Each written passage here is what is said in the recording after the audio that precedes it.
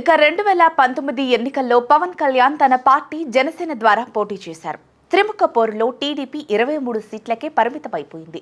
YCP 151 సీట్లు గెలుచుకొని అధికారంలోకి వచ్చింది. అయితే పవన్ కళ్యాణ్ స్టామినా ఏమిటో చంద్రబాబు రాజమండ్రి జైలుకు వెళ్లేదాకా టీడీపీకి తెలిసి రాలేదు. టీడీపీ అధినేతను స్కిల్ డెవలప్మెంట్ స్కీమ్లో నాటి వైసీపీ ప్రభుత్వం అరెస్ట్ చేసింది. ఆ తర్వాత ఆయన్ను రాజమండ్రి జైల్లో విచారణ ఖైదీగా ఉంచింది. ఈ క్రమంలోనే పవన్ కళ్యాణ్ చంద్రబాబును పరామర్శించారు. అనంతరం ఎన్నికల్లో జనసేన టీడీపీ కలిసి పోటీ చేస్తుందని ప్రకటించారు. దానికి తగ్గట్టుగానే జనసేన టీడీపీ కలిసిపోయి పోటీ చేశారు. మధ్యలో బీజేపీని కూడా తమ కూటమిలో భాగం చేసుకున్నారు. మొత్తంగా ఎన్డీఏ కూటమిని ఆంధ్రప్రదేశ్లో విజయం సాధించేలా చేశాయి. కూటమి జోరుకు ఏపీలో వైసీపీ 11 సీట్లకే పరిమితమైంది. చివరికి ప్రతిపక్ష హోదాను కూడా దూరం చేసుకుంది.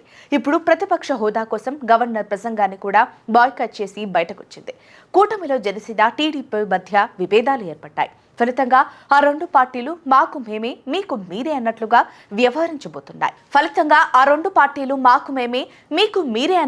వ్యవహరిస్తున్నాయి. పవన్ కళ్యాణ్ ద్వారా బీజేపీ గేమ్ మొదలు పెడుతోంది. టీడీపీని ఇరకాటంలో పడేస్తుందని ఇటీవల ఓ వర్గం మీడియా రాయడం మొదలుపెట్టింది. అయితే వీటిపై నిన్నటి వరకు టీడీపీ జనసేన నేతలు స్పందించలేదు. అయితే మంగళవారం జరిగిన శాసనసభ సమావేశంలో పవన్ కళ్యాణ్ స్పందించారు.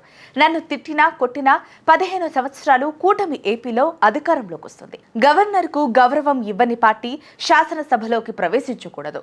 అధికారంలోకి అసలు రాకూడదు. ఆంధ్రప్రదేశ్ ప్రజల కోసం మేము కలిసి ఉంటాం.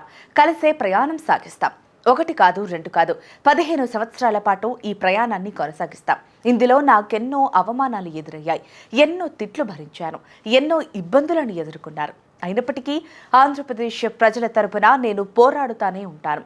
వారి సమస్యల పరిష్కారానికి కృషి చేస్తూనే ఉంటానని పవన్ కళ్యాణ్ వ్యాఖ్యానించారు.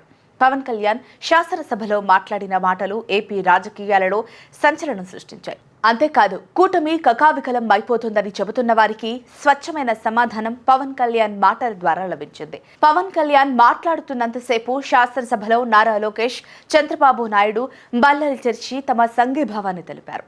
మొత్తానికి మేమంతా ఒకటే అనే సంకేతాలు ఇచ్చారు.